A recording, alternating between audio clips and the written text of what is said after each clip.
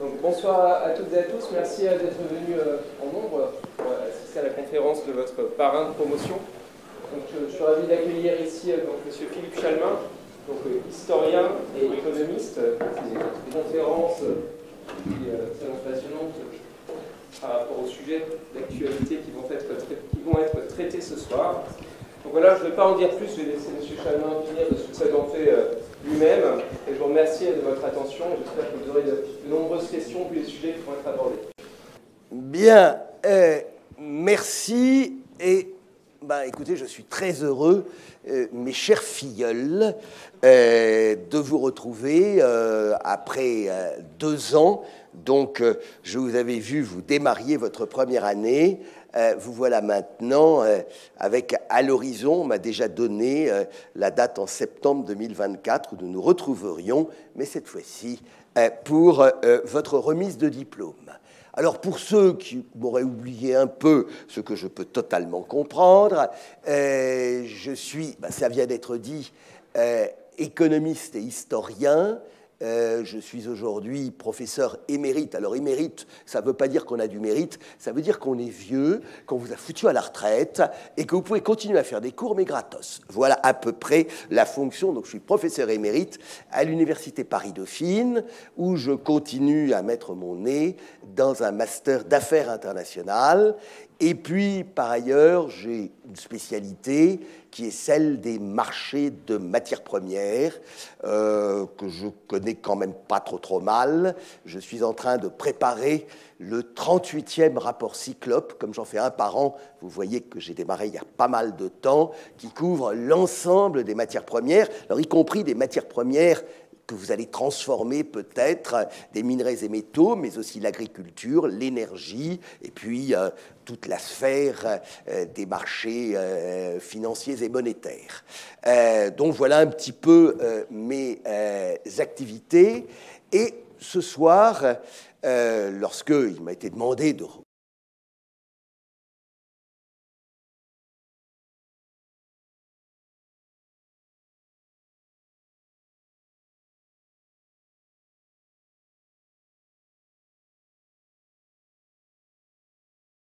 à l'avenir du monde, à l'avenir de notre planète.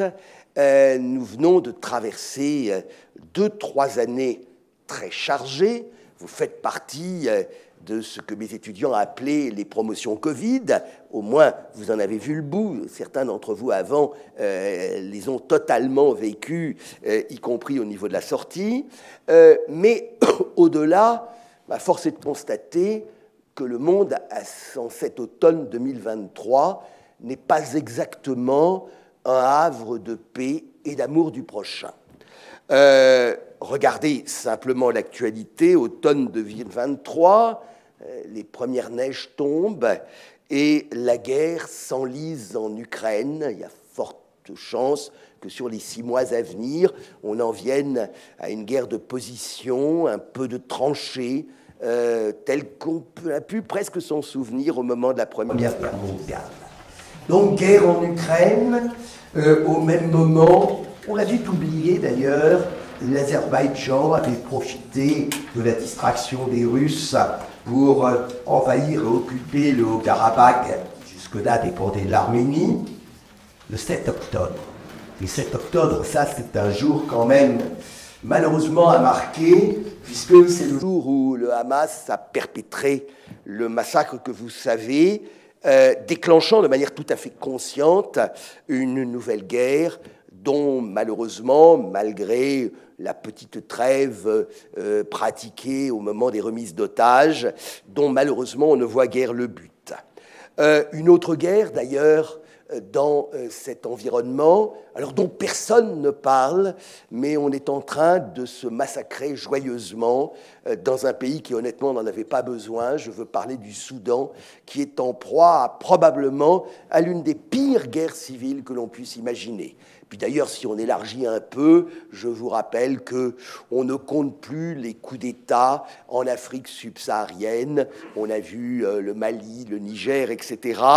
Et les guerres sont celles que se mènent des chefs de guerre, des chefs de bande, beaucoup plus que des chefs d'État. Enfin, même si Biden et Xi ont fait à Miami, à San Francisco, il y a une dizaine de jours, force est de voir que la Chine durcit sa position, que ce soit à Hong Kong, que ce soit au Tibet, que ce soit vis-à-vis de Taïwan. C'est dans ce contexte, rarement la violence, finalement, aura autant régné sur la planète.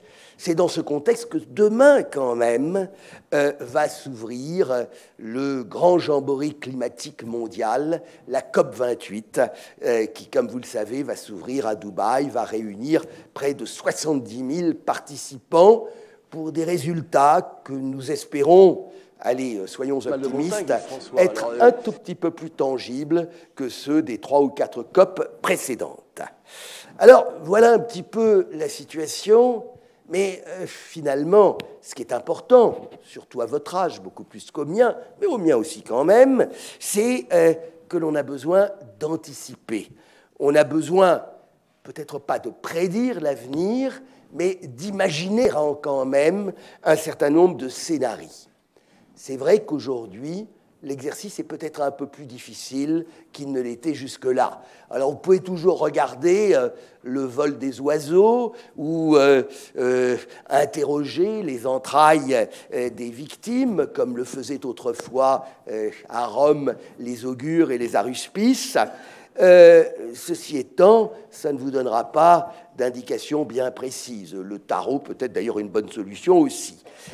Plutôt que de vous proposer mes prévisions, ce que je vous propose beaucoup plus, c'est d'essayer de partager quelques interrogations, et quelques interrogations autour de 4 domaines principaux, la géopolitique, les religions, l'économie, et enfin les ressources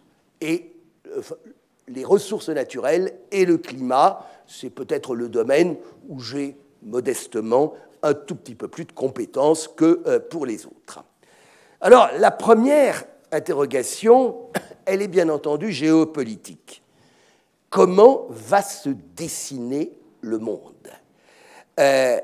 Vous avez remarqué, donc j'en parlais tout de suite, que... Pardon, en plus j'ai la crève. Que... il y a une dizaine de jours, pour la 2e fois seulement, pratiquement depuis le début du mandat de Joe Biden, Xi Jinping et Biden se sont rencontrés. Et on avait un petit peu l'impression que dans cette rencontre, on posait au fond les fondements d'une sorte de partage du monde, quelque part. Toute la logique des Chinois étant de dire il y a la place dans le monde pour 2 superpuissances, et ce sont ces 2 superpuissances qui vont dessiner la géographie politique de la planète dans les années, voire les décennies à venir. Alors, ce n'est pas nouveau, ça. Il y avait eu toute la période de la guerre froide, dès la fin des années 40, pratiquement jusqu'à la fin des années 80, dans lequel le monde, c'est le monde dans lequel j'ai grandi, moi, dans lequel le monde était organisé autour de 2 pôles, l'Alliance Atlantique, puisque c'était le nom que l'on donnait à l'ensemble des pays sous la houlette américaine, et puis le bloc de l'Est qui était peut-être d'ailleurs un petit peu moins homogène qu'on ne l'imaginait. Il y avait le bloc soviétique, puis il y avait la Chine, mais la Chine était dans une longue période d'hibernation, notamment à l'époque de la révolution culturelle. 1990, disparition de l'URSS. Et on a vécu pendant une 30aine d'années avec un seul pouvoir impérial. Il n'y avait que les États-Unis qui avaient véritablement le pouvoir de se déployer dans le monde, de déployer une force militaire dans le monde, qui avait, dans une certaine mesure, la seule capacité à maintenir un certain ordre sur la planète. Soyons honnêtes, ils n'y sont pas parvenus de manière extraordinaire. C'est que les États-Unis sont toujours partagés entre deux grandes tendances. D'un côté, la vision messianique des États-Unis, qui est de dire c'est nous qui menons le monde et la liberté du monde. Mais en même temps, une tentation permanente et isolationniste, qui est que dans le fonctionnement de la démocratie américaine, chaque élu, chaque sénateur, chaque représentant est avant tout le représentant de son petit coin de terre et que les aventures internationales les excitent relativement peu. Ça, c'est une constante dans l'histoire américaine. Je vous rappelle, par exemple, que lorsque, au lendemain de la Première Guerre mondiale, on a négocié le traité de Versailles, le président américain, Wilson, passe plusieurs mois en France, va peser très très lourd dans le charcutage auquel on se livre à l'époque, dans l'organisation d'un monde et en particulier dans la création, pour la première fois, de ce qu'on va appeler la Société des Nations, dont le siège sera à Genève, qui deviendra, après la Seconde Guerre mondiale, l'ONU. Et puis Wilson, le président américain, rentre aux États-Unis et il met sur la table du Congrès le texte du traité de Versailles que le Congrès devait ratifier pour que les États-Unis puissent effectivement l'appliquer. Jamais le Congrès ne ratifia le traité de Versailles, et le paradoxe de l'entre-deux-guerres est que les États-Unis, qui avaient œuvré pour la création de la Société des Nations, n'en firent pas partie. Eh bien, on est obligé de constater, et ça a été notamment le cas sous la présidence d'Obama, on a bien vu ces tentations isolationnistes. Obama n'a eu de cesse que de réduire la position américaine, que ce soit en Afghanistan, que ce soit en Irak, laissant, soyons honnêtes, beaucoup plus de décombres que de sociétés bien construites. Aujourd'hui, Biden, après avoir... Vous vous souvenez peut-être de ces scènes, on est sur la première année de la présidence de Biden, et on a tous les scènes de l'évacuation de l'aéroport de Kaboul. Les Américains qui s'en vont, qui abandonnent les Afghans, etc. Alors vous, ça ne vous rappelait rien, mais moi, ça me rappelait les scènes de l'abandon et les derniers hélicoptères qui quittaient le sommet, les toits de l'ambassade américaine à Saïgon. Nous sommes à l'époque en 1975. On revivait la même chose. Aujourd'hui, il est manifeste que Biden, en quête de réélection, joue au contraire de manière beaucoup plus offensive, en particulier en essayant d'être vraiment la force de conciliation, tout en soutenant Israël, à l'intérieur de ce véritable chaudron qu'est devenu le Moyen-Orient. Donc, on a eu pendant 30 ans cet impérium américain. Aujourd'hui, manifestement, il est largement contesté. Et aujourd'hui, on voit de plus en plus, un peu à l'image de la guerre froide, on voit un petit peu se dessiner. Alors, ce n'est pas si clair que ça, une fracture du monde. De la même manière que, quand j'avais votre âge, c'était simple, il y avait l'Est et il y avait l'Ouest. Puis au milieu, il y avait ce que, l'expression d'ailleurs avait été forgée par Alfred Sauvy, il y avait le tiers-monde. Alors le tiers-monde, aujourd'hui, on lui donne une sorte de côté péjoratif, pauvreté, etc. L'idée du tiers-monde, c'était ceux qui ne voulaient pas choisir entre l'Est et l'Ouest, qui, effectivement, étaient pour l'essentiel des pays en voie de développement. Aujourd'hui, qu'est-ce que nous voyons?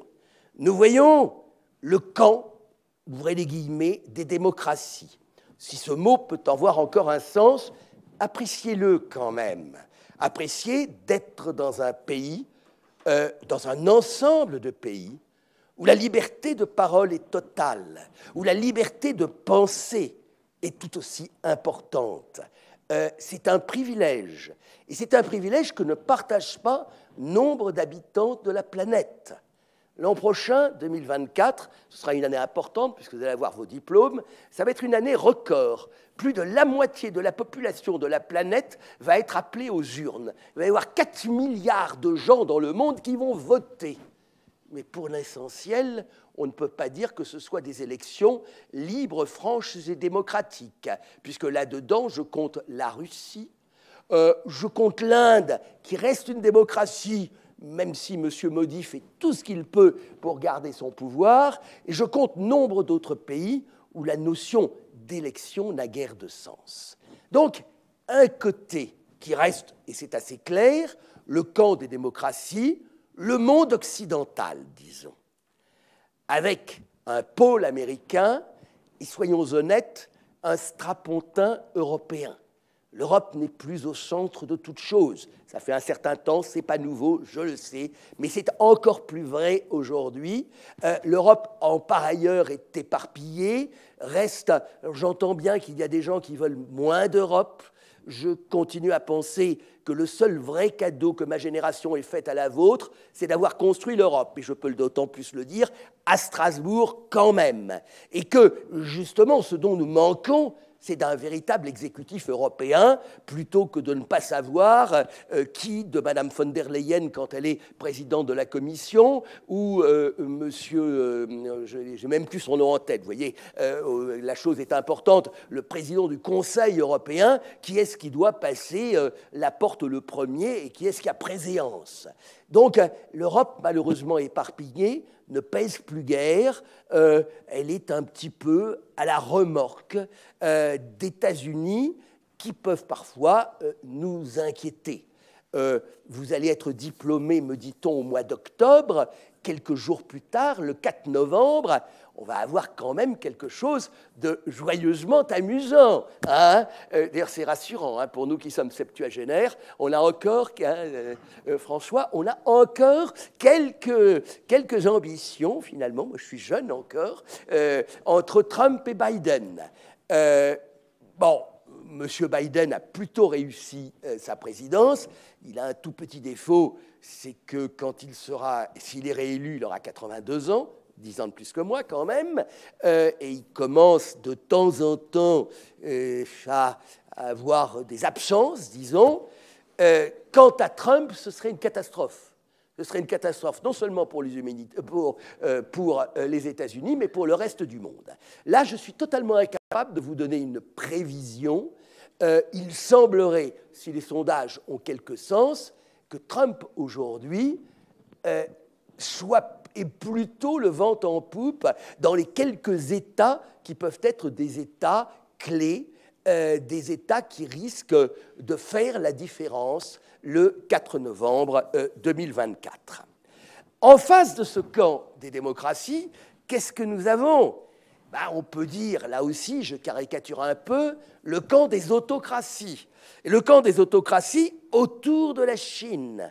Autour de la Chine, avec et la géographie chinoise, elle est celle tout à fait simple des nouvelles routes de la soie. Et la Chine a tissé ces réseaux, qui vont même d'ailleurs jusqu'en Europe. La géographie chinoise, vous la retrouvez dans les réunions qui se tiennent maintenant tous les ans, le sommet des émergents. Alors c'est une notion un petit peu artificielle, c'est ce qu'on appelle les BRICS.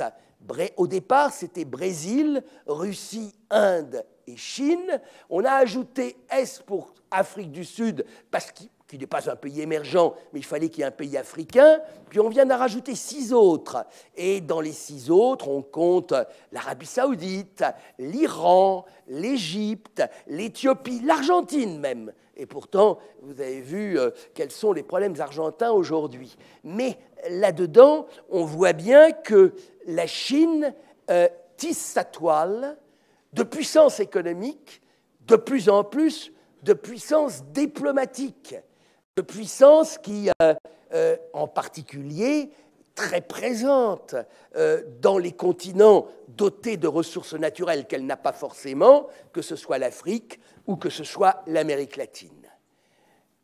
Du fait de la guerre en Ukraine, la Russie est satellisé maintenant par la Chine. Et incontestablement, on voit là se former un nouvel axe.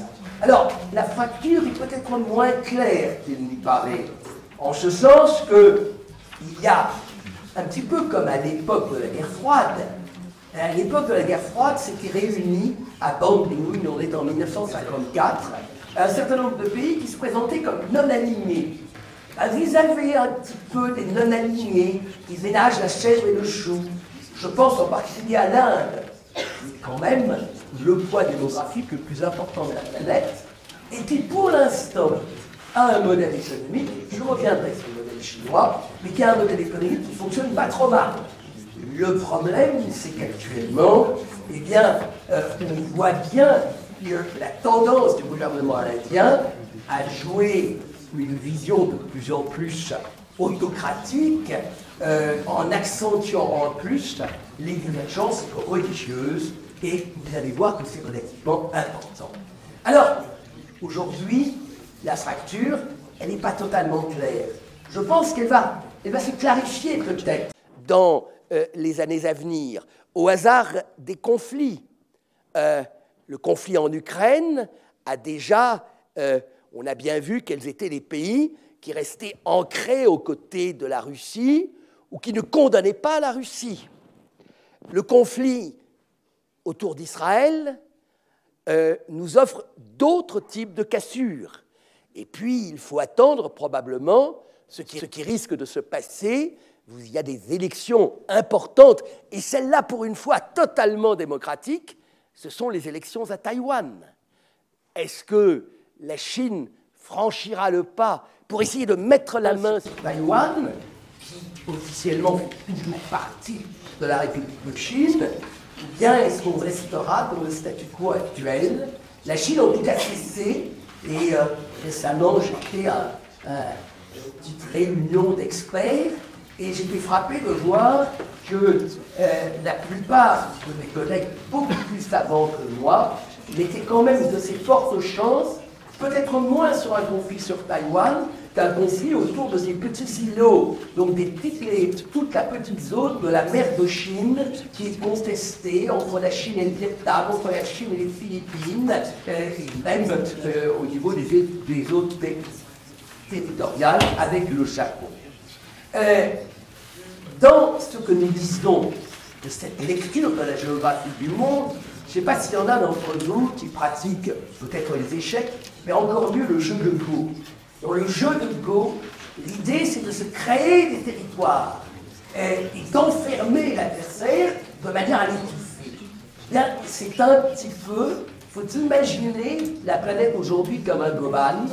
Vous avez les pions blancs, on va dire que ce seraient les pions des démocraties, les États-Unis et Inquiet, les pions noirs qui sont les pions chinois quand même, et puis entre les deux, des territoires qui se font, qui se défont.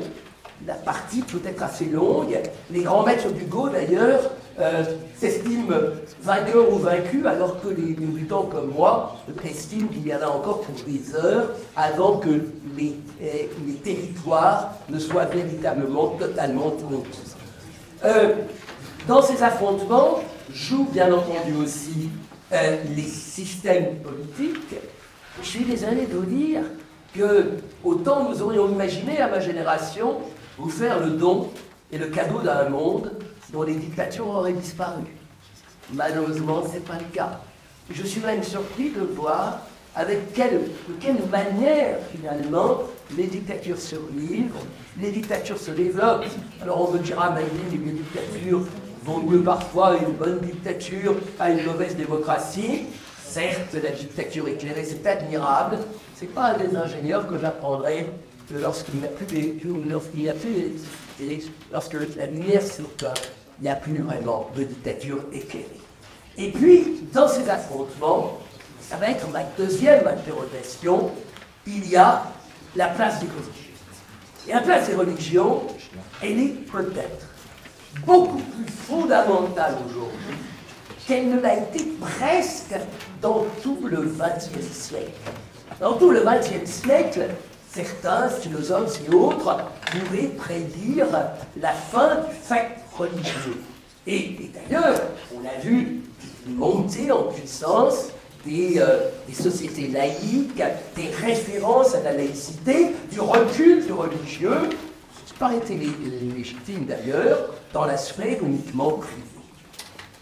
Malraux, je ne sais pas d'ailleurs, on dit que c'est apocryphe. Malraux aurait dit un jour, le XXIe siècle sera religieux, etc. Il avait, s'il l'a dit, pour tout ça totalement raison. Alors aujourd'hui, c'est quoi les religions dans le monde? Juste quelques chiffres. Ce que, alors appellation plutôt musulmane, et ce qu'on appelle les peuples du livre. Les peuples du livre, c'est-à-dire les trois grandes religions issues du monothéisme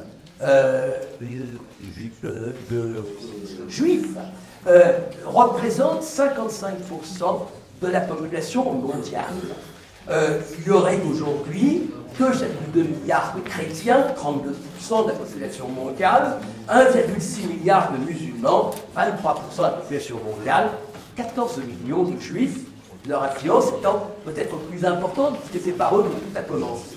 En 2060, les prévisions, les projections qu'on peut faire amèneraient à 60%. Donc presque les 2/3 de la population mondiale seraient issus de ce même creuset, avec pour chacune d'entre eux des racines que les autres ne reconnaissent pas forcément. Alors ensuite, on a les hindous, les bouddhistes, et puis surtout les agnostiques, ceux qui ne croient pas vraiment, l'athéisme étant, je vous le rappelle, une posture philosophique qui en lui-même, niant toute forme de religion, est une forme de vision religieuse.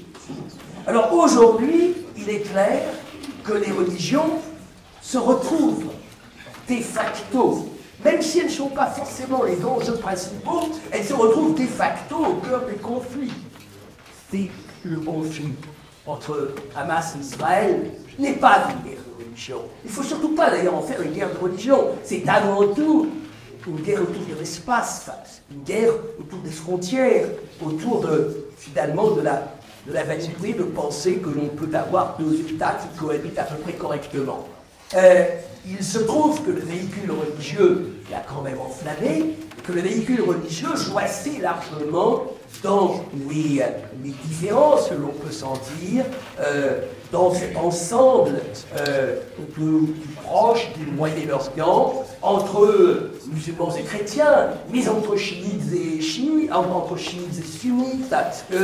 en Ukraine, entre différentes variétés de l'orthodoxie, en Arménie, bien entendu, entre l'Arménie chrétienne, l'Azerbaïdjan plutôt-musulman, etc. Et là aussi, au-delà de la dimension religieuse, ce sont avant tout des conflits d'espace, des conflits de frontières. Ce qui est plus inquiétant, par contre, c'est quand même, et ça c'est peut-être un fait nouveau du XXIe siècle, c'est de voir que dans chacune des religions, on voit monter, peut-être par incompréhension du monde tel qu'il évolue, on voit monter des fondamentalismes. C'est la poussée du wahhabisme dans l'islam sunnite, c'est la poussée des évangéliques dans le christianisme, que ce soit en Amérique latine ou en Afrique. C'est même la poussée d'un certain fondamentalisme dans le judaïsme. Mais on retrouve aussi la même chose dans un fondamentalisme hindou, très très loin de l'idéal de Gandhi en Inde. Et on a retrouvé même dans cette religion qui devrait être une religion totalement décalée de la réalité, je veux parler du bouddhisme, on a vu dans les tensions en Birmanie, au Myanmar, une image du bouddhisme qui n'était pas exactement celle que véhiculent un certain nombre de nos cartes postales. Donc ça, c'est quand même un élément qui souvent apporte de l'eau au moulin des tensions géopolitiques. Et puis, il y a finalement ces deux interrogations que l'on peut avoir, les ambiguïtés chinoises. Vous voyez, des grandes questions que je pose toujours, et je n'en ai pas la réponse, bien entendu, c'est de savoir en quoi vont croire les Chinois. Je prends l'hypothèse que l'homme a besoin d'un peu de transcendance. Et donc, les Chinois n'y échappent pas. Alors en quoi vont-ils croire? et on voit bien dans la crise de la société chinoise actuelle une certaine crise du matérialisme. Pendant longtemps, les Chinois, c'était très simple. Enrichissez-vous, disait-on, comme disait le ministre de Philippe Guizot. Taisez-vous et enrichissez-vous. Ben, manifestement, ça ne suffit plus à un moment où j'ai appris qu'il suscite de s'enrichir aussi.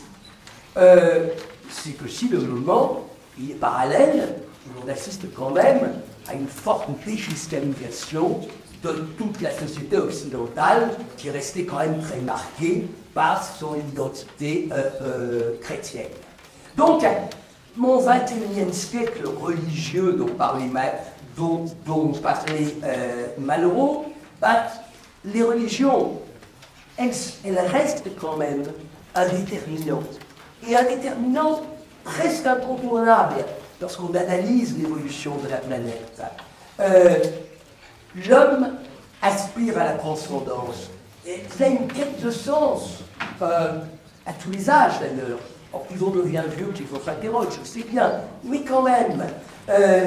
Et ce qui est quand même marquant, c'est que face aux incertitudes du monde, face aux exclusions, face aux inégalités croissantes, eh bien, le report vers le religieux, le report vers parfois les illusions aussi des religieux, peut être assez déterminant. J'ai parlé d'exclusion, j'ai parlé d'inégalités croissantes, alors il vous est arrivé à ma troisième interrogation. Troisième interrogation qui concerne celle de nos systèmes économiques. Alors là, c'est l'historien qui parle. L'histoire des hommes, au moins depuis la fin du XVIIIe, mais je pourrais vous la faire un peu plus longue, on n'a pas le temps, elle est marquée par une sorte de cycle entre le marché et l'État. Il y a eu des moments où l'économie de marché a prédominé, et c'est des moments où c'est plutôt l'État qui reprend en main les grandes règles de fonctionnement économiques et sociales. Si je vous la fais un peu bref sur le XXe siècle, commençons le XXe siècle, un peu plus tard, au moment de la crise de 29. La crise de 29, entre nous, vient de connaître quelques petites crisettes, la crise du Covid, etc. Ça n'a aucune comparaison avec ce qu'a pu être la crise de 29.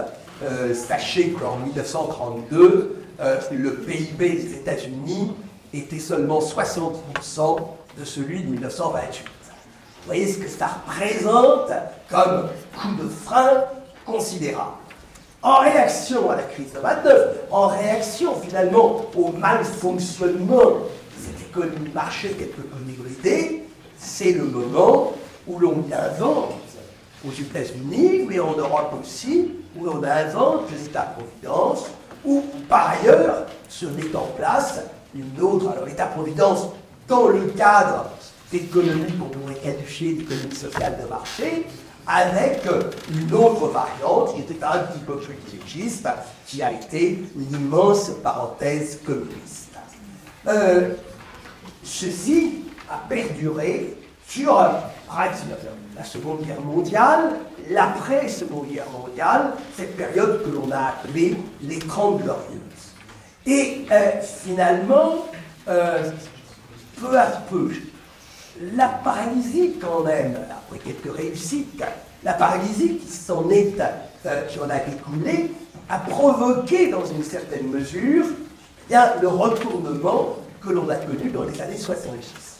Les années 70 marquent là aussi une rupture profonde qui a eu les chocs pétroliers. Et ce n'était que les dernières étincelles, car en fait, les années 70 marquent une rupture, une remise en cause, pas totale, c'est loin de là. Le cas de la France a toujours été très particulier, ailleurs. Mais au sens général, marque le repli vers une économie plus libéralisée. J'appelle cette période la période Thatcher, Reagan et Mitterrand. Mitterrand, vous ne savez pas, mais Mitterrand a été un grand libéral. Il se foutait de l'économie, mais il allait, finalement, c'est sous Mitterrand que l'économie française s'est peut-être le plus libéralisée. C'est un paradoxe de ce personnage fascinant. Toujours est-il que c'est aussi à ce moment-là que peu à peu le communisme soviétique décline jusqu'à ce qu'il implose à la fin des années 80. Et ensuite, nous avons vécu et commençons à sortir d'une autre période de grande glorieuse qui commencerait symboliquement en 1990 pour se terminer en 2020. Ça tombe bien, ça fait 30 ans. 90 c'est la fin du communisme soviétique, 2020 c'est le Covid. Mais le Covid c'est juste une étincelle, rien de plus.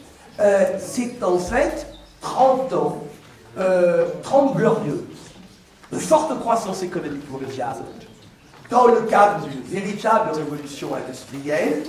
Alors, vous connaissez mieux que moi celle des technologies de l'information, celle des biotechnologies, des nanotechnologies, finalement les sciences interpénétrées les unes dans les autres à ce niveau-là. C'est un moment d'ouverture du monde. C'est le moment où on a l'impression, on a appelé cette période la mondialisation.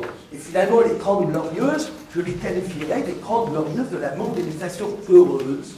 Au point d'ailleurs qu'un philosophe américain du nom de Francis Fukuyama avait, en l'an 2000 à peu près, écrit un livre qui s'appelait « Le dernier homme et la fin de l'histoire ». Il imaginait que les hommes étaient arrivés à la fin de l'histoire. C'est une vieille théorie du philosophe allemand Hegel.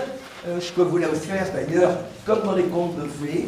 À la fin d'un conte de fées, le beau prince et la belle princesse se marient, ils sont heureux, ils ont beaucoup d'enfants, et ceci, mes enfants, est la fin de l'histoire, puis les papillons n'ont pas d'histoire. Et donc, on a pu croire, dans ce moment un peu de story, c'est le moment où vous êtes nés. Évidemment, vous êtes un merveilleux acte d'espérance de vos parents. Et c'est vrai qu'à ce moment-là, le monde était vachement content en France. Il y a un film à peu près qui date de l'époque de votre naissance, c'est Amélie Poulain. Et Amélie Poulain, c'est un merveilleux hymne à l'optimisme. Tout le monde est gentil, tout le monde est bon. Et la petite chanson d'Amélie Poulain, c'était le moment où la France a eu 4% de croissance au passage. Et en plus, on gagnait la Coupe du Monde de foot. C'était génial. Bon, alors le problème, c'est que tout ça, ça n'a pas duré. Et qu'on se trouve aujourd'hui. Alors ça, c'est ma lecture à moi. Ma lecture, cette discuter. C'est ma thèse. Comme vous le savez, quand on soutient une thèse, c'est que si est discutée, peut-être infini. Ma thèse est de dire que nous vivons aujourd'hui, en cette période 2000, disons, le moment sensible, ça a été 2020-2022, avec deux étincelles. La première, le Covid, je ne sais pas si vous oubliez moi-même, et la deuxième, le déclenchement de la guerre en Ukraine, et puis d'autres catastrophes qui commencent à tourner autour. Nous sommes véritablement en un moment charnière. Les 30 glorieuses de la mondialisation heureuse sont derrière nous. Et aujourd'hui, un petit peu comme dans les années 70. Vous voyez, il y a un parallèle entre vous et moi, c'est que moi j'avais votre âge dans les années 70. Et dans les années 70, j'adorais ce slogan de mai 68, « Cours, camarade, le vieux monde est derrière toi ». Ben ouais, je pensais qu'on allait bâtir autre chose. J'espère que vous pensez aujourd'hui exactement la même chose. La page d'avant, elle se tourne un peu dans la douleur. On voit un petit peu partout, face à la crise, on a assisté à quoi? Alors, on a assisté au retour de l'État, à l'encadrement de plus en plus grand de l'économie de marché. Un petit peu partout, les gouvernements ont fait des plans de relance, ont pratiqué d'une manière ou d'une autre le quoi qu'il en coûte. Au même moment, d'ailleurs, dans d'autres pays, on a assisté au renforcement des régimes autoritaires. Et on voit aujourd'hui que l'on revient, dans une certaine mesure, ce qui n'était pas déplaisant d'ailleurs, après l'euphorie l'économie de marché quelque peu dévidée, un retour à une certaine forme d'économie sociale de marché. Je ne dirais pas qu'on reviendra aux années 50-60, mais dans un certain nombre de cas, ce pourrait quand même être l'affaire. Ceci étant, il faut bien se rendre compte que tout ceci se fait avec une nouvelle contrainte. Vous avez une chance énorme, c'est celui de porter sur vos frères et vos épaules le fardeau de la dette que nos générations ont constitué. Alors vous inquiétez pas, ça a déjà été le cas. Ramené au PIB de la planète, enfin au PIB, disons, des pays développés, nous sommes à peu près, on doit être à peu près à 125% de dette publique par rapport au PIB des pays concernés, qui était le niveau que l'on avait au lendemain des guerres de l'Empire. Vers 1820, on était à peu près à ce niveau-là. Ça n'a pas empêché le 19e de pas si mal se passer comme ça. Donc, on peut quand même imaginer on ne remboursera jamais cette dette. Il faudra trouver des choses de manière élégante. Mais ça, l'économie sait le faire. Il fait 2 ou 3 générations, on se débrouille à ruiner les rentiers, à ruiner les retraités. Si on tourne par là, peut-être il y en a quelques-uns, et finalement, ça arrive à passer. Par contre, il y a une chose qui me paraît importante, et là, à laquelle nous n'échapperons pas. Nos pays vieillissent, bien entendu. Nos pays vieillissent. Et il ne faut pas se faire d'illusions. Vous ne connaîtront plus, je vous citais cette croissance française à 4% en l'an 2000 ou à peu près. Ne rêvez pas. Les pays avancés vont peu à peu se limiter à des niveaux de croissance qui seront quelque part entre 0 et 1%, guère plus. Donc il va falloir nous habituer, nous les pays avancés, à ce que notre croissance faiblisse. Il ne faut pas être en récession, mais finalement, il y a un pays que je cite toujours un exemple, parce qu'il est un bon exemple, c'est à lire, c'est le cas du Japon. Le Japon, depuis les années 90, il est en croissance glissante.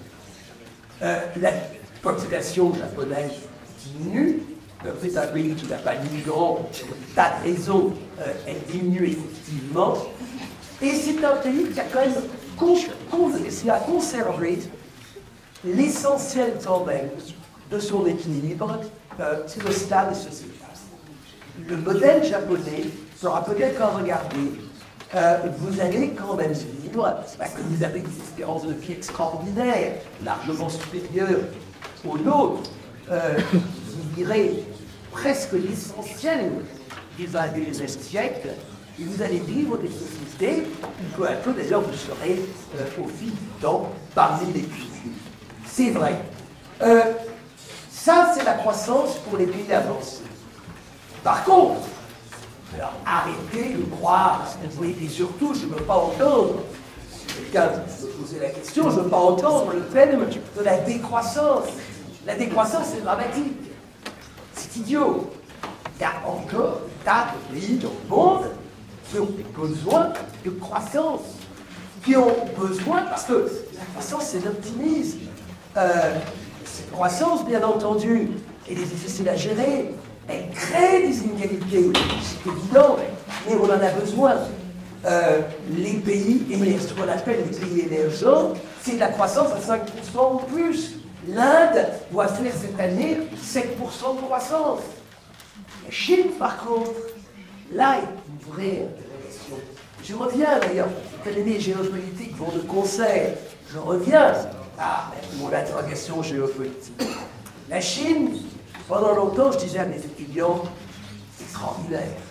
Depuis la mort de Mao, jusque quasiment en 2020, Mao est mort en 1976, peut-être ceux qui ont étudié, donc de la mort de Mao en 2020, la Chine a eu une croissance économique moyenne. Jamais, dans l'histoire pizza, vous n'aviez eu pareil événement. Parfois, un petit pays, allez, Hong Kong ou Singapour, un confetti d'une histoire coloniale, pourquoi pas? La Chine, c'est 1,3, 1,4 milliards d'êtres humains. Ils ont eu 10% de croissance. Jamais ça ne s'est passé. En réalité, l'atterrissage, il a commencé déjà il y a 6 ou 7 ans. Il s'est accéléré avec le Covid. Et aujourd'hui, ce qui est inquiétant, c'est que la Chine ne redémarre pas. La Chine ne redémarre pas. Elle va faire probablement cette année 4 à 5% de croissance. Mais autant, il ne faut pas comparer. Attention quand vous lisez la presse ou autre, on met, ouais, nous on fait, cette année, on fait 1% de croissance. Et si l'année prochaine, on va faire à peu près pareil. C'est pas mal. Et mais on arrive de l'autre côté, l'Allemagne, elle est dans récession. Ils font moins 0,6. Allez, plus bas l'Allemagne, ils sont l'air heureux. Donc, une cliché dans un allemand, je ne sais pas comment. En réalité, l'économie, c'est ça, un peu comme un cycliste. Vous savez que pour faire du surplace, qui n'est pas évident, on a inventé pour les bébés, pour les enfants, les petits trous. L'avantage des petits trous, c'est que ça permet de tenir debout. Alors, les petits trous, c'est toute l'économie sociale, tout l'État-providence qui permet de tenir avec croissance zéro. Le problème, c'est qu'en Chine, il n'y a pas. Et donc, la Chine, elle ne peut pas faire une croissance zéro. Ou du moins, l'équivalent de la croissance zéro en Chine, c'est 4-5%. Et c'est là où on est aujourd'hui. C'est bien ce qui nous inquiète. C'est que le modèle chinois aujourd'hui, il est en crise. Et le risque est grand que, incapable finalement de satisfaire le enrichissez-vous qui a été déversé sur les Chinois ces dernières années, là, Xi Jinping cherche à compenser par un excès de nationalisme. Et là, sur Taïwan, et sur une certaine forme, ouvrez les guillemets, d'impérialisme chinois. Dans l'univers des pays émergents, des pays en développement, et cette hypocrisie d'ailleurs dans le vocabulaire des Nations Unies, où l'on parle des pays les moins avancés. Les pays les moins avancés, c'est ceux qui se posent plus en retard et qui n'ont pas commencé à avancer dans un certain nombre de cas. Le vrai défi, en réalité, c'est l'Afrique. Le vrai défi, c'est l'Afrique. Parce que c'est là que se trouve l'essentiel de la croissance démographique de la planète. Nous sommes 8 milliards aujourd'hui. Quand la population du monde se stabilisera, quand vous serez très vieux, c'est-à-dire vous aussi, vers 2075 et 2080, vous serez aux alentours de 10 milliards. Les 2 milliards supplémentaires, ils vont, j'arrange à tous les chiffres, mais c'est à peu près l'ordre de grandeur, ils viendront essentiellement d'Afrique. Et c'est l'Afrique aujourd'hui, et de loin, d'un point de vue économique, le continent le plus en retard. La croissance actuelle africaine, elle est de l'ordre de 3-4%, elle est largement insuffisante. L'Afrique a besoin d'immenses transferts de technologie, sachant que l'immense différence avec la mondialisation que le monde avait causée à la fin du 19e, à l'époque, les hommes devaient circuler. Les Allemands, les Polonais, même les Français, quand ils étaient trop pauvres, ils allaient vers le nouveau monde. Aujourd'hui, pour ces gens-là, il n'y a pas de nouveau monde. Alors les migrants restent de l'ancien monde, dont les portes sont malheureusement fermées, et j'en ai peur, le resteront. Donc, il y a là quand même un vrai défi. Et malheureusement, l'Afrique n'apparaît sur la carte géopolitique mondiale que lorsqu'il y a un coup d'État, que lorsqu'il y a une guerre civile, que lorsqu'il y a des échecs de croissance économique, il y en a quand même beaucoup. Que lorsqu'il y a quand même des matières premières, parce qu'on cherche à les exploiter, ce qui aggrave d'ailleurs tous les problèmes. La page de l'histoire africaine de ce point de vue-là est encore totalement à écrire. Et malheureusement, c'est probablement le défi majeur de votre génération, et peut-être même de celle d'après. Alors, dans cette réflexion sur le modèle économique, il y a quand même une question. Je vous ai dit que ce qui avait sous-tendu les 30 glorieuses de la mondialisation heureuse, ça avait été une révolution industrielle. est-ce qu'il y en a? C'est à je suis sûr que l'ingénieur se parle, moi je suis totalement nul. Est-ce qu'il n'y en a pas devant nous? J'avoue avoir été fasciné et avoir échangé avec certains dans cette salle sur ce qui vient de se passer, l'épisode autour de l'intelligence artificielle, de OpenAI et de ChatGPT. Vous avez vu qu'il y a 10 jours, le patron d'OpenAI s'est fait lourder, et puis 2 jours plus tard, il l'a réintégré. Moi, je l'illustre un petit peu sur le conflit éternel entre science et finance. Je fais même un parallèle avec les états d'âme que pouvait avoir Oppenheimer face au développement du nucléaire. L'intelligence artificielle est-elle la révolution technologique et scientifique que l'on nous prédit? Peut-elle un jour être une menace même pour l'intelligence humaine? C'est une vraie question qu'apparemment un certain nombre de gens dans la Silicon Valley se posent, d'où les freins qu'ils voulaient mettre au développement d'OpenAI. Ils ne sont pas arrivés, c'est la logique des investisseurs qui l'a emporté. Il est clair que la seule chose dont je suis sûr, c'est que je ne sais pas dans quel environnement technologique vous allez vivre dans 30 ou 40 ans. Je viens de visiter les installations du laser, et Eric Fogarassi, votre ancien directeur, me disait que combien les choses avaient pu évoluer rapidement en la matière. C'est par exemple, je vais en parler bientôt sur les ressources naturelles, une énorme question que je me pose sur le stockage de l'énergie, le stockage de l'électricité. Pour l'instant, il me semble que toutes les technologies autour de l'hydrogène sont quand même très balbutiantes. Bon, la rentabilité de la transformation d'électricité renouvelable en hydrogène vert est quand même relativement faible, que l'hydrogène, c'est pas évident mais plus à transporter, ça a une tendance naturelle à exploser, la petite chose, qui reste quand même assez évident. En tout cas, ce qui apparaît clair aux béotiens que je suis, c'était beaucoup plus chic d'avoir quand même un polytechnicien comme parrain de promotion qu'un modeste victorien. Je passe de toi, François. Eh bien, moi, ce qui m'apparaît clair, c'est que malgré tout, c'est quand même pas un hasard si toutes les histoires sur l'intelligence artificielle, ça se passe dans la Silicon Valley. C'est qu'il y a un lien entre liberté de créer, créativité, liberté d'entreprendre, inventivité. L'économie de marché, elle est fondée, qu'on le veuille ou non, sur le risque que va prendre l'entrepreneur. Alors ça peut donner le pire, ça peut donner le meilleur. J'ai parlé de la Silicon Valley. Il y a de fortes chances que le Covid soit venu d'autres savants, peut-être plus inconscients, quelque part à Wuhan, en Chine.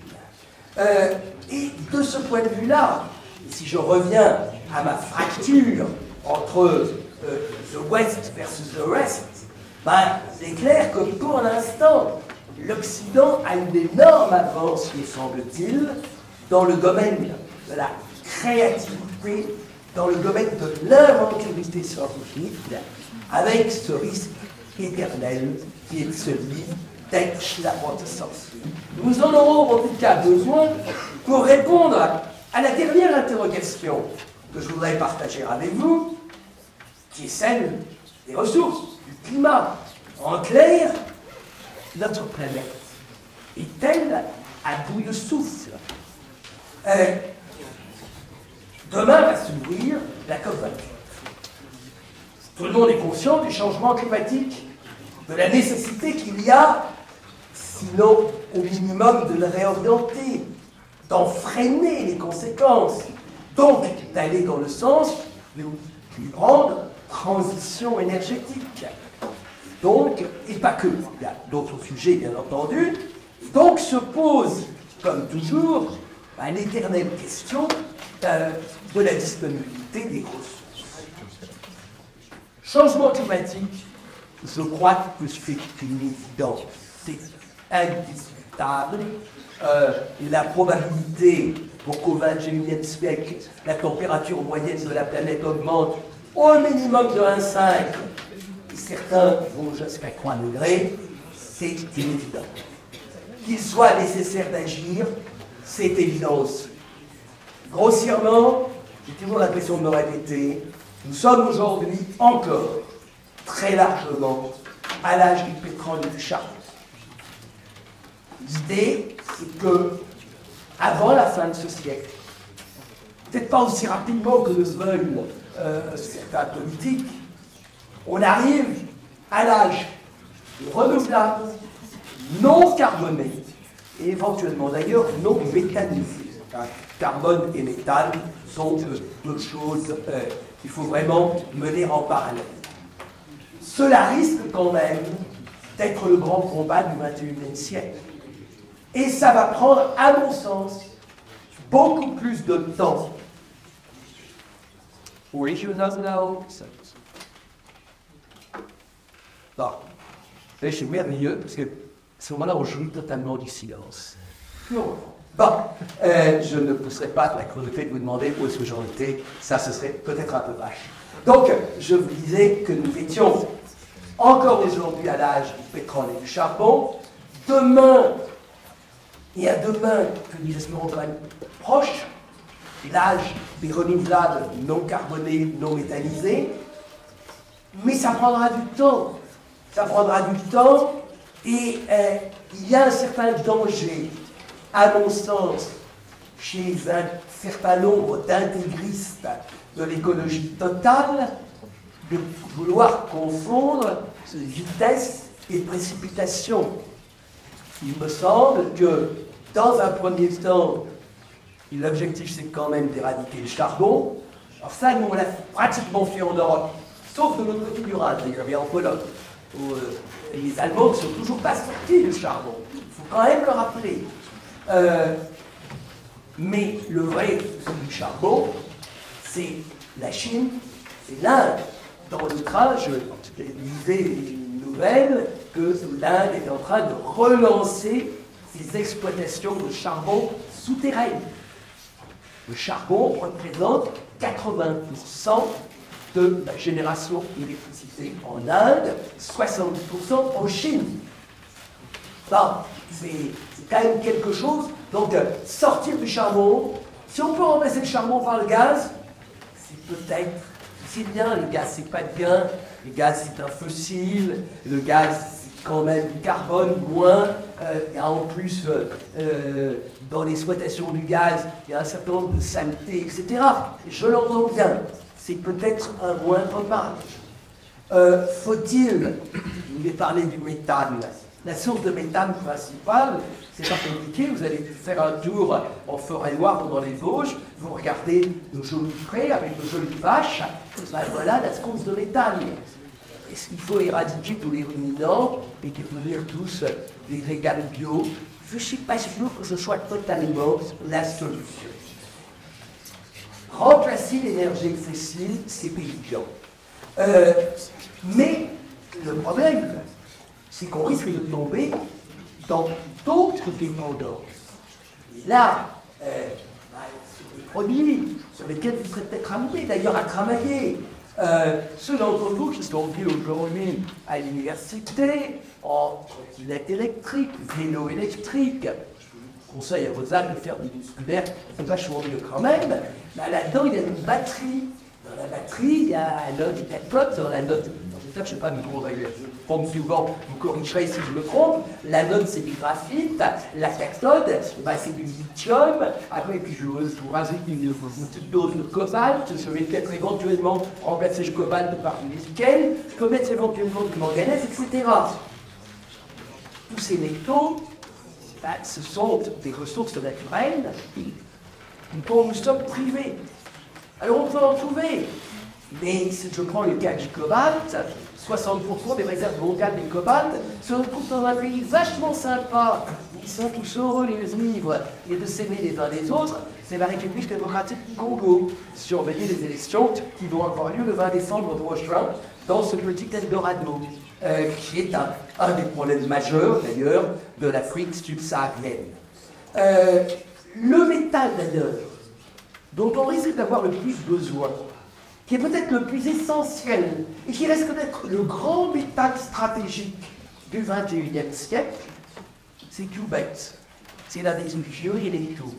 Celui avec lequel, on le mettait en alliage avec de l'étain, on fabriquait du bronze. Et avec ces bronzes, on a fabriqué les premiers glages de bronze. Eh bien, c'est le cuivre.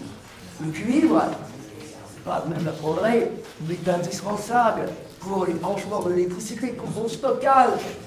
Dans une voiture à moteur thermique normal, il y a 25 kg de cuivre. Dans une voiture électrique, il y en a 55 kg. Et on voit déjà, actuellement, le marché du cuivre est à peu près à l'équilibre. À partir de 27-28, il va devenir structurellement déficitaire.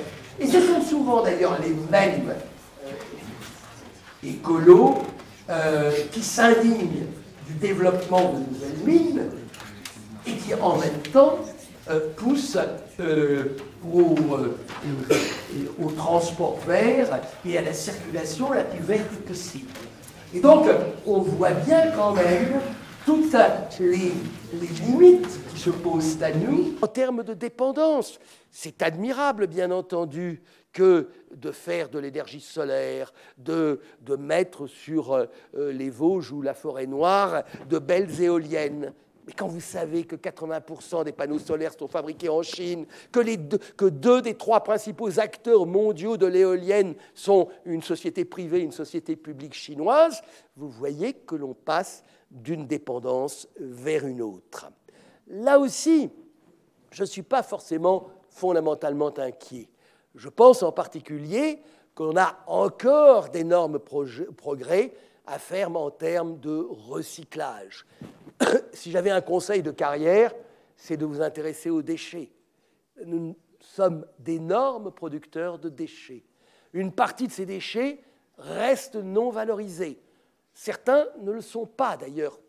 On ne peut pas les valoriser. Encore vaut-il mieux les passer au four pour produire de l'énergie. Mais sur bien d'autres, on peut monter des chaînes de recyclage. Si un jour, et ça arrivera, l'essentiel de la flotte automobile européenne est une flotte de véhicules électriques, il y aura, comme il y a aujourd'hui, des filières de recyclage des batteries classiques, et 2/3 du plomb, c'est du plomb de deuxième fusion, il y aura certainement des technologies existantes pour récupérer les batteries électriques, pour en récupérer le lithium, le cobalt, le graphite, etc., et pour relancer la machine. Pour l'instant, nous n'y sommes pas. Et puis, de toute façon, ne vous faites pas trop d'illusions quand même. L'économie parfaitement circulaire, ça n'existe pas. Il y aura toujours besoin de rajouter des matières premières. Je ne suis pas inquiet sur la disponibilité dans ces matières premières. Simplement, elles aussi posent des questions géopolitiques et des questions d'investissement. Aujourd'hui, soyons honnêtes, un projet minier de cuivre pour en produire 200 ou 300 000 tonnes de cuivre, la production mondiale de cuivre aujourd'hui, c'est 25 millions de tonnes, c'est un projet de l'ordre de 10 milliards de dollars, et dans des régions où vous y regardez à 2 fois avant de mettre quelques investissements. Donc c'est là quelque chose d'important, même si, là encore, les besoins que l'on a aujourd'hui de métaux dits critiques ou stratégiques seront peut-être différents dans 20 ou 30 ans. Dans 20 ou 30 ans, est-ce que vous aurez encore des voitures? Est-ce que les mobilités n'auront pas totalement changé? Finalement, ce sera peut-être ça le sens de l'histoire, ou peut-être aura-t-on réinventé les voitures à pédales, pourquoi pas, et puis peut-être n'aura-t-on plus le métal qui nous inquiète aujourd'hui. Je pense que le cuivre restera toujours un métal à problème. Par contre, peut-être n'aura-t-on plus besoin de lithium, par exemple. Le cobalt, on sait déjà à peu près le remplacer. Le graphite, on peut le produire. Alors, à partir d'énergie fossile, c'est le graphite synthétique, c'est une autre histoire. En réalité, quand je regarde ma planète, j'en reviens à un défi qui me paraît le défi majeur. Et ce défi majeur, c'est celui tout bête de nourrir les hommes. C'est peut-être là que le défi est le plus important. Aujourd'hui, nous sommes, je vous l'ai dit, 8 milliards d'êtres humains. Sur ces 8 milliards d'êtres humains, il y a 1 milliard d'êtres humains qui souffrent de pauvreté alimentaire. Alors, ce n'est pas de la faim. Je fais la différence entre faim et pauvreté alimentaire. Il y a 250 millions de gens dans le monde qui souffrent de la faim. Ça, c'est en général lié à la folie des hommes. La situation alimentaire au Soudan aujourd'hui est totalement dramatique. C'est probablement le pire de ce que l'on connaît sur la planète aujourd'hui. Mais vous avez des gens qui souffrent de la faim du fait de la malgouvernance. C'est le cas de pays, la République démocratique du Congo, par exemple, qui est pourtant une sorte d'Eldorado minier. Il y a 25% de la population qui souffre de la faim. Il en est de même dans un pays comme le Nigeria.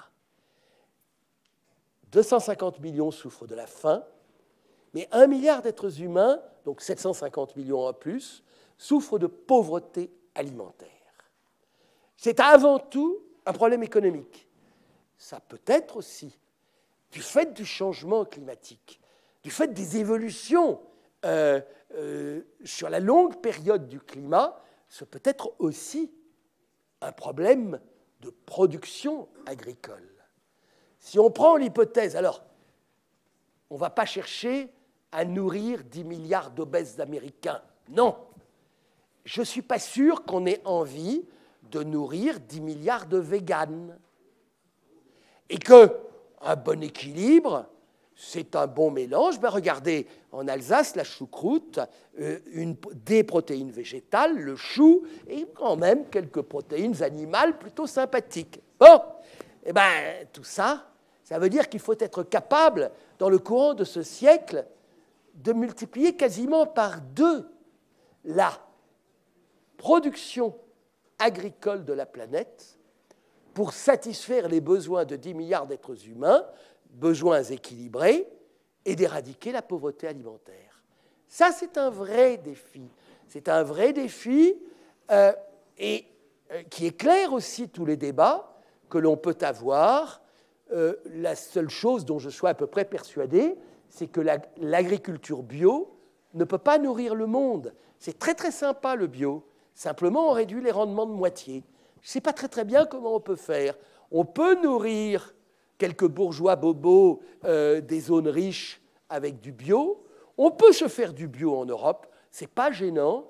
L'agenda dit du Green Deal que promeut la Commission européenne ferait de l'Europe une zone importatrice de produits agricoles. Ça veut dire quelque part que nous externaliserions nos problèmes alimentaires. Donc, ça, c'est le dernier point. Paradoxalement, j'ai moins d'inquiétude sur nos devenires énergétiques. Je prends l'hypothèse qu'un jour, on saura stocker l'électricité. J'ai moins d'inquiétude sur nos devenirs en matière de minerais et métaux. Ma question reste entière sur nos devenirs agricoles et alimentaires. Voilà, j'en arrive au bout et vous devez commencer à en avoir marre. Il y aura des soirs, il y aura des matins. Ne cédez, et je me permets là, en tant que parrain, quelques conseils, ne cédez ni à cet optimisme béat qu'on retrouve souvent chez les scientifiques qui pensent que le progrès technique pourra tout résoudre. Oui, le progrès technique peut résoudre.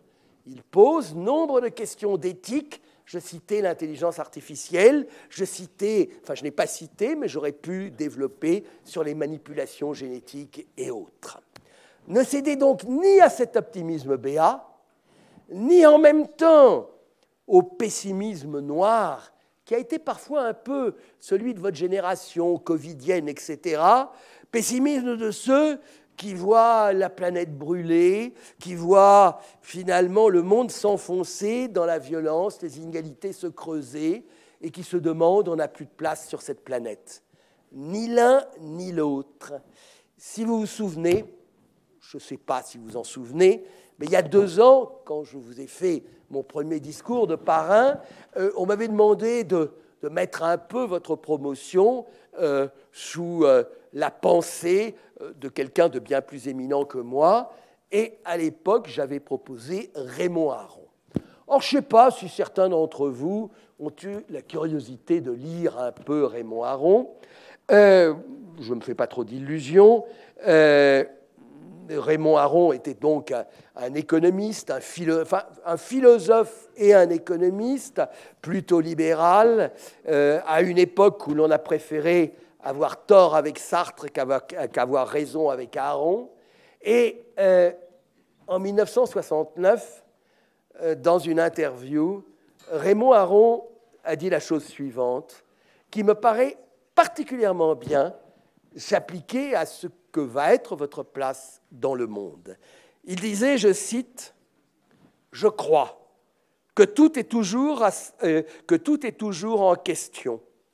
Je crois que tout est toujours à sauver, que rien n'est définitivement acquis et qu'il n'y aura jamais de repos sur terre pour les hommes de bonne volonté. » C'est ce que je peux vous souhaiter à vous, d'être des hommes et des femmes de bonne volonté. Merci de votre attention.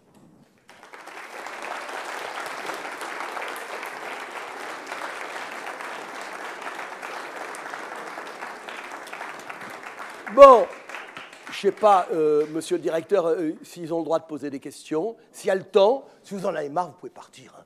Le temps, en tout cas. Je vous remercie beaucoup pour cette passionnante conférence. J'avais fait une petite annonce ce matin sur les réseaux en disant que la conférence avait été annoncée et passionnante. Effectivement, ça fait longtemps que je n'ai pas décroché mon téléphone. Oh, il y en a qui ont un peu regardé leur téléphone. Ouais. Un petit peu quand même. Si vous avez Ouais. des questions, n'hésitez pas. On a abordé un...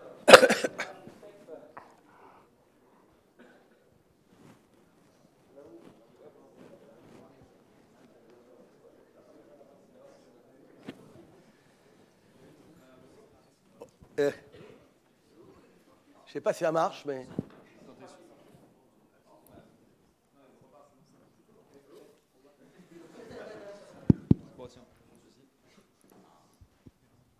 Voilà. Donc, ma question est, quand vous avez dit que le rendement est 2 fois inférieur quand on veut faire de la nourriture de type animal comparé à de l'agricole, est-ce que vous pouvez plus développer ce sujet, s'il vous plaît? Bon. Bien entendu, je ne suis pas un ingénieur agronome. Maintenant, je parle de ce que j'entends dans le monde agricole. Il se trouve que, on ne l'a pas dit, mais j'ai eu pas mal d'activités dans le monde agricole. J'étais notamment président de l'Observatoire de la formation des prix et des marges des produits alimentaires. Donc, je regardais aussi un peu les coûts de production en agriculture. Il est clair que si vous pratiquez l'agriculture bio, c'est-à-dire que si vous limitez au maximum l'épandage d'engrais, si vous n'utilisez plus de phyto, ou du moins vous limitez l'utilisation de phyto, ben, ça a, au bout de 2 ou 3 ans, des conséquences en termes de rendement. Et moi, ce qu'il m'en est dit, c'est que, grossièrement, les rendements sont réduits entre 1/3 et la moitié. Voilà. Ça peut paraître d'ailleurs assez légitime, avec une augmentation d'ailleurs des coûts de production, qui malheureusement à l'heure actuelle a du mal à passer au stade du consommateur. Paradoxalement, vous avez, dans un domaine où il y avait beaucoup d'agriculteurs qui étaient passés en bio, je pense en particulier à l'élevage laitier, vous en avez beaucoup qui reviennent au conventionnel, parce qu'il y avait des moments où le lait bio se valorisait à peine au-dessus du lait conventionnel, avec des rendements, là encore, je le répète, beaucoup plus faibles. Alors, mais il faut bien se rendre compte. Je vais prendre un autre exemple qui n'est pas directement dans le bio, mais qui a été un des débats récents. Vous savez que l'Union européenne vient de réautoriser pour 10 ans le glyphosate. Ah, le glyphosate, c'est très très mal. Bon. Alors, on ne va pas rentrer dans la polémique de savoir si c'est cancérigène ou pas. Il y a une étude qui dit que c'est probable, et il y a X études qui disent non, ce n'est pas cancérigène. Rentrons pas dans ce débat, mais simplement, à quoi ça sert le glyphosate? À tuer les mauvaises herbes. Si vous n'utilisez pas de glyphosate, il faut quand même éliminer les mauvaises herbes. Comment est-ce que vous faites? Eh bien, il faut faire un labour profond. Ce labour profond veut dire que vous allez avoir besoin de passer votre tracteur de manière beaucoup plus intense, avec une augmentation forte de votre consommation d'énergie et donc une augmentation forte de votre trace carbone.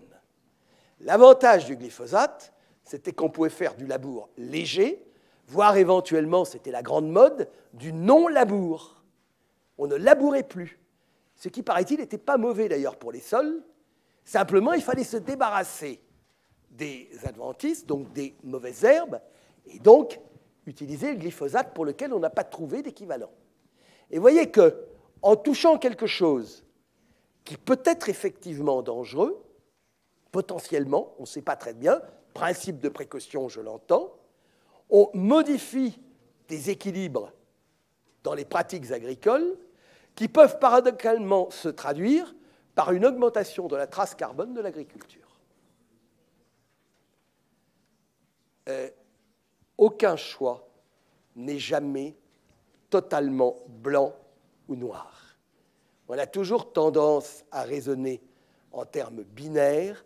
Moi, j'ai siégé longtemps dans un lieu qui s'appelait le Haut Conseil des biotechnologies, où nous devions mettre des feux verts ou des feux rouges pour les OGM, organismes génétiquement modifiés. Et il y avait une commission économique et sociale, puis une commission scientifique. Et jamais les scientifiques ne nous disaient « c'est totalement bien » ou « c'est totalement mal ». Ils entretenaient toujours ce qui est légitime, le doute scientifique. Je crois que ça doit être aussi au cœur des métiers que vous aurez à pratiquer dans vos domaines.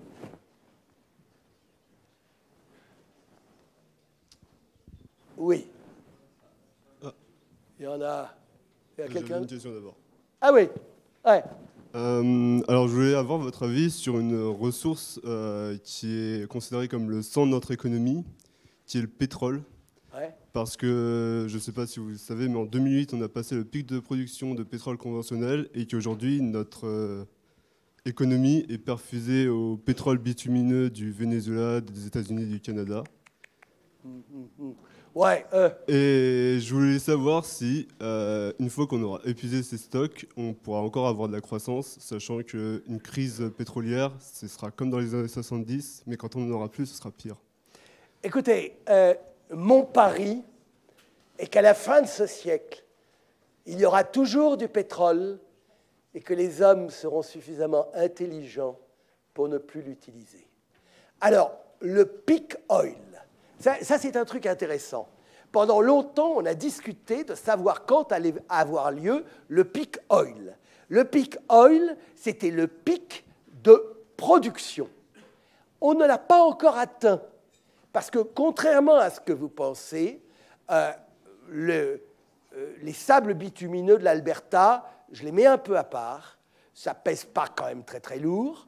L'essentiel de la montée en puissance de la production pétrolière, c'est ce qu'on appelle les pétroles de schiste aux États-Unis. C'est du pétrole normal, hein, avec des techniques d'exploitation qui sont un peu différentes, mais c'est du pétrole normal.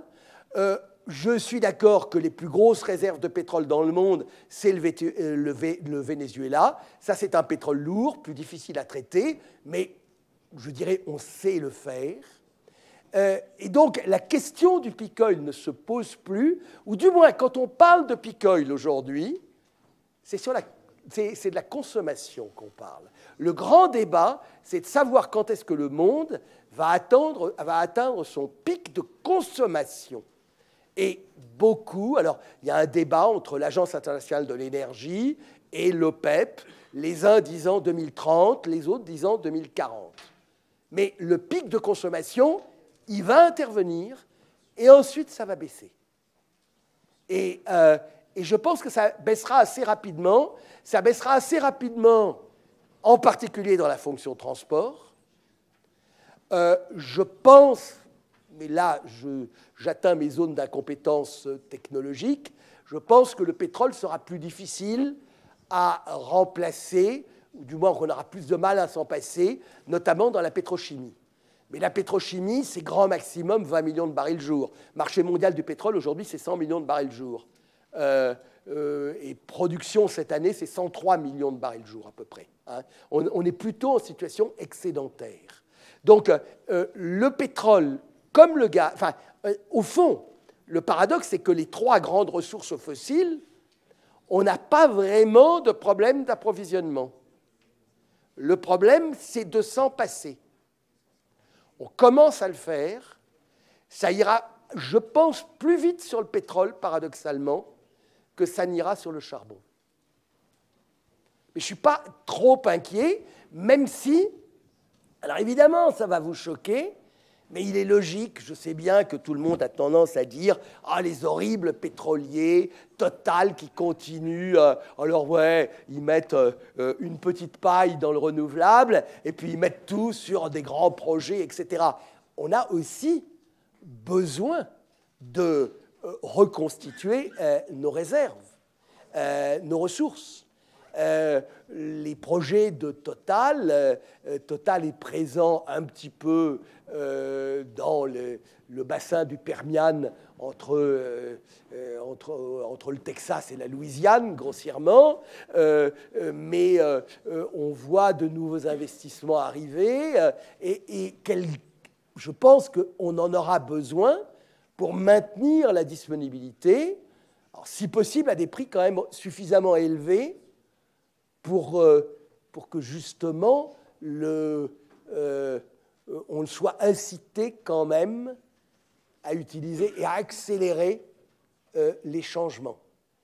Si j'avais un rêve, voyez-vous, de la COP28, c'est que ça va durer 3 semaines ou 1 mois, et qu'à la sortie, ils se soient tous mis d'accord, les 170 pays se tiennent par la main et ils disent il y a maintenant un prix du carbone dans le monde, mettons à $100 la tonne. Ça, ce serait extraordinaire. On n'en est pas là. Et je pense que ce serait un phénomène qui accélérerait justement, parce qu'à ce moment-là, les énergies fossiles deviendraient moins rentables que leurs équivalents renouvelables. Sachant que sur le renouvelable, le problème majeur, à mon sens, c'est bien ce que connaissent nos petits camarades allemands. Les Allemands, bon, ils ont dit on ne veut plus du nucléaire. Bon, oublions la question du nucléaire. Ils ont fait le choix, c'était ce qu'ils appelaient l'Energiewende, et donc on met le paquet sur le solaire et l'éolien. Génial. Le problème, je vous rappelle, ce n'est pas à des ingénieurs quand même que je vais apprendre ça, c'est qu'on ne sait pas stocker l'électricité. Le seul moyen de stocker l'électricité, c'est d'avoir 600 mètres de dénivelé entre 2 barrages.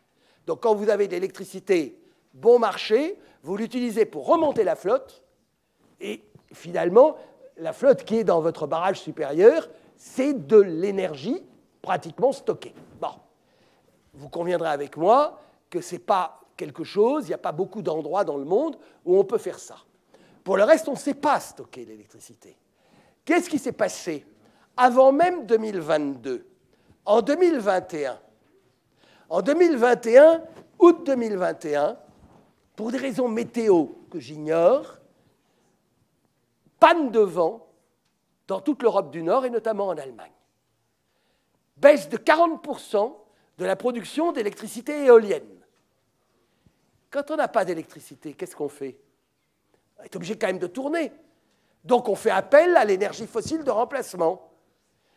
Alors dans leur cas, c'était le gaz russe. C'était tellement facile, le gaz russe. Et comme c'était le moment où Poutine essayait de placer son Nord Stream 2, les Russes, ils ont un peu moins fourni. Et pour la première fois, je me souviens, le prix du gaz naturel sur le marché européen, qui se baladait aux alentours de 10 € le mégawattheure, on a passé la barre des 100 €. 6 mois plus tard, après l'invasion de l'Ukraine, on est monté, il y a exactement 1 an, on était à 300 €. Mais à la base, le renouvelable, c'est vachement bien. Le problème, c'est que le renouvelable, c'est intermittent et que le stockage de l'électricité, moi, de ce que l'on me dit, l'hydrogène n'est pas encore totalement suffisamment opérationnel. Je n'ai pas répondu à votre question. J'avais surtout le point de vue de la croissance, mais c'est dans un monde avec des limites finies en quantité de pétrole. C'était plus ça ma question. Je vous signale que quand j'avais exactement votre âge, il y a eu un rapport célèbre au Club de Rome qui s'appelait The Limits to Growth, les limites de la croissance, qu'on avait traduit Halte à la croissance, publié en 1972. Et ce rapport nous disait qu'à la fin du XXe siècle, il n'y aurait plus de pétrole. À l'époque, le pétrole, il valait 4 $ le baril. Et c'est vrai qu'à ce prix-là, on savait vaguement faire des forages en eau profonde, mais ce n'était pas rentable. Oui, justement, c'est un peu l'idée, parce qu'on va rechercher des sources de pétrole qui sont de plus en plus difficiles à extraire et qui coûtent de plus en plus cher. Oui, mais ça reste quand même... Actuellement, le baril, il est à 80 $. Les trucs les plus traps, d'après ce que j'ai compris, c'est les forages au large du Brésil, au large de Rio de Janeiro, 3000 mètres d'eau, 3000 mètres de sel. Ça, c'est techniquement, il paraît que le sel, ça bouffe un peu, tous ces trucs-là. Et donc, et vous allez chercher le pétrole par 6000 mètres. Coût de production, 40 $ le baril. Le pétrole de schiste, les types, ils passent à 30 $ le baril. Donc, de ce côté-là, il n'y a pas trop d'inquiétude à avoir. Je le répète, je pense que sur l'énergie, le problème de la disponibilité des ressources n'est pas un problème. À la limite, je le répète, c'est peut-être sur le métal rouge, c'est peut-être sur le cuivre que j'ai les plus grosses interrogations.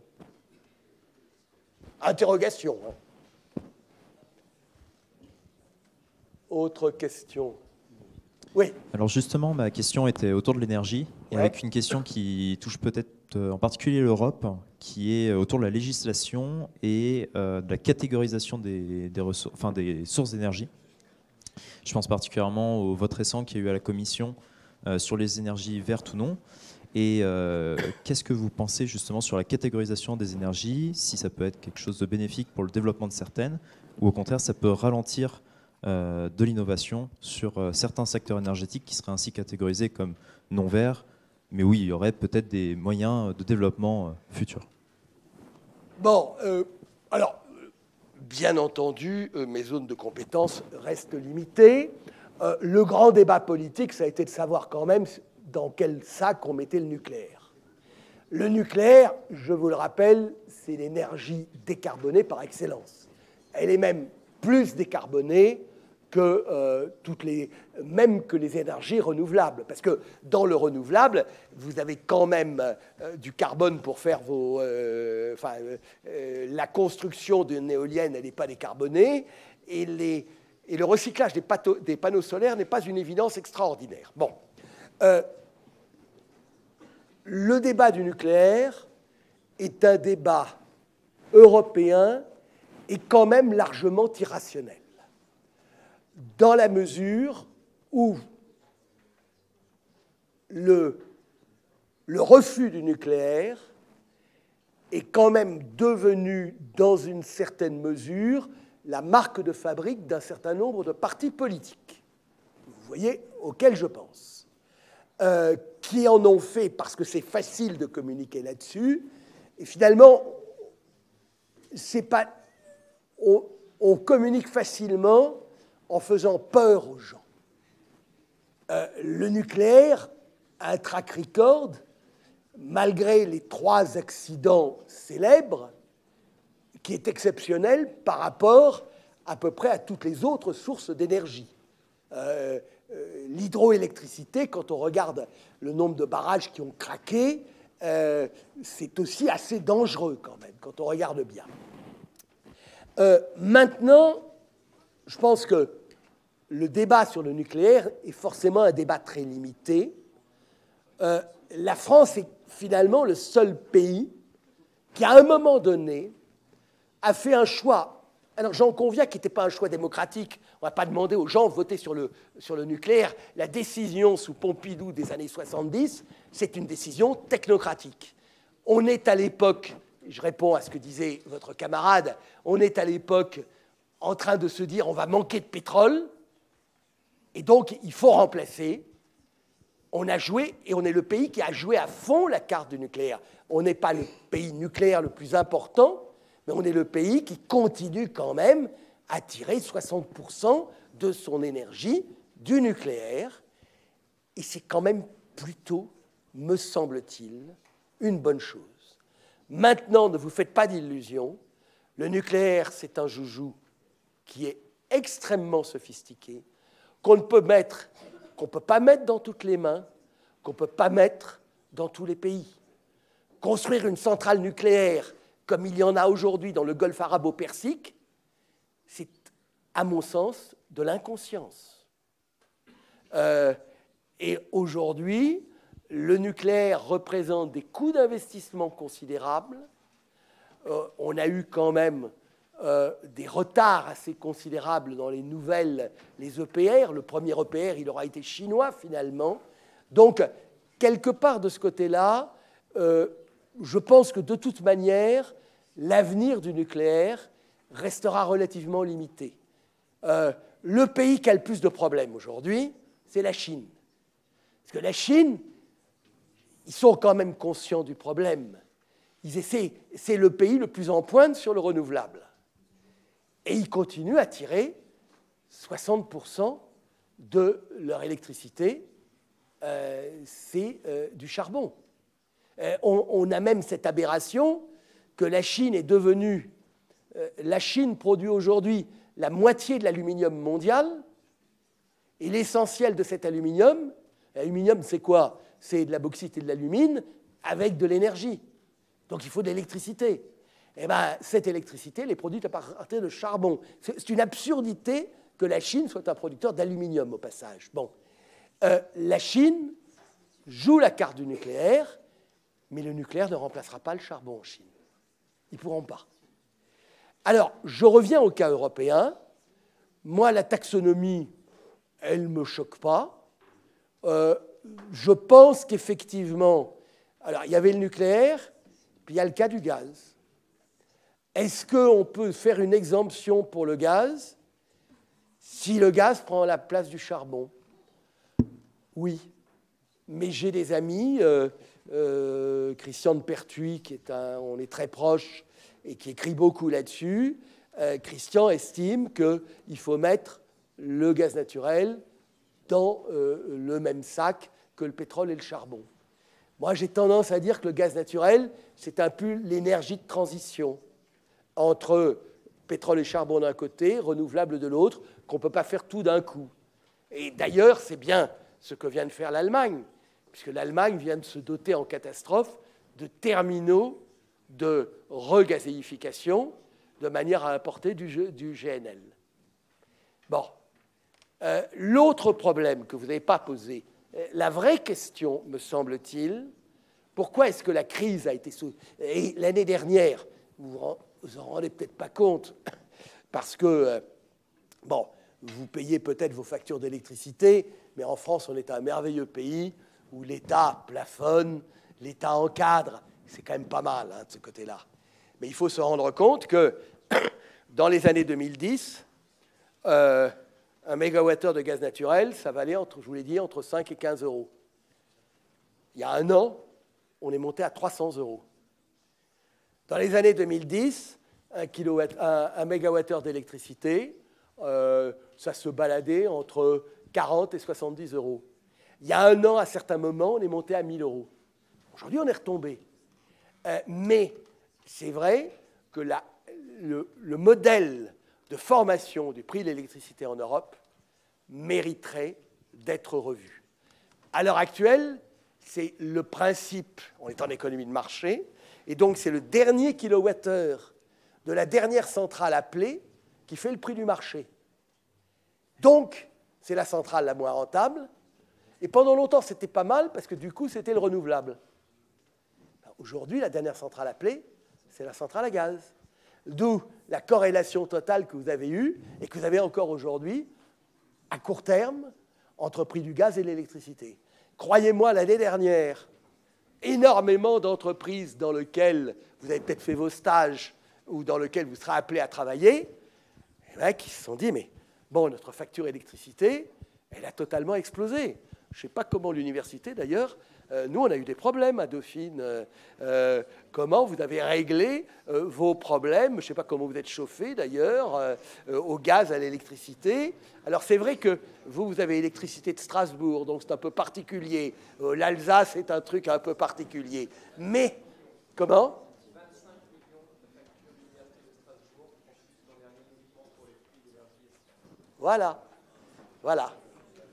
Donc là, on a vraiment un problème et on a quelque chose que c'est plus important, me semble-t-il, que la simple taxonomie qui a beaucoup excité. Allez, une dernière question pour conclure.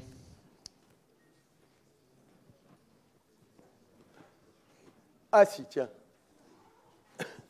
Au premier rang. Là.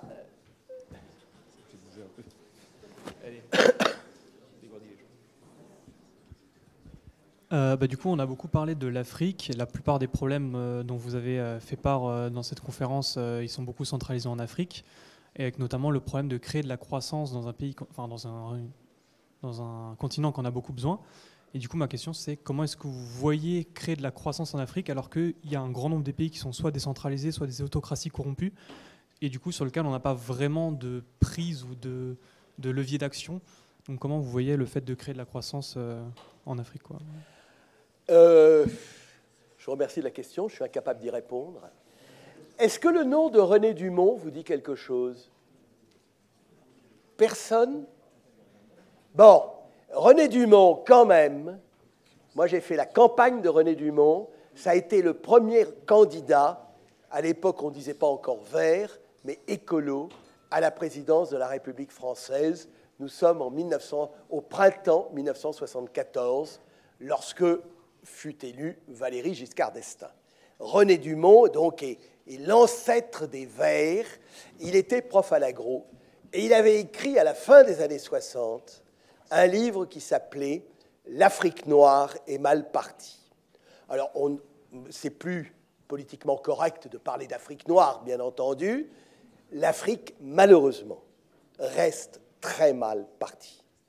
Elle ne sait pas, y compris d'ailleurs, ce qui reste quand même encore une démocratie, qui est l'Afrique du Sud, qui est un pays extraordinairement inquiétant aujourd'hui. L'Afrique du Sud est un pays qui accumule les déboires, que ceci soit politique, soit économique, soit même énergétique, puisqu'ils n'arrivent même plus à produire suffisamment d'électricité. Il y a très peu de réussite en Afrique.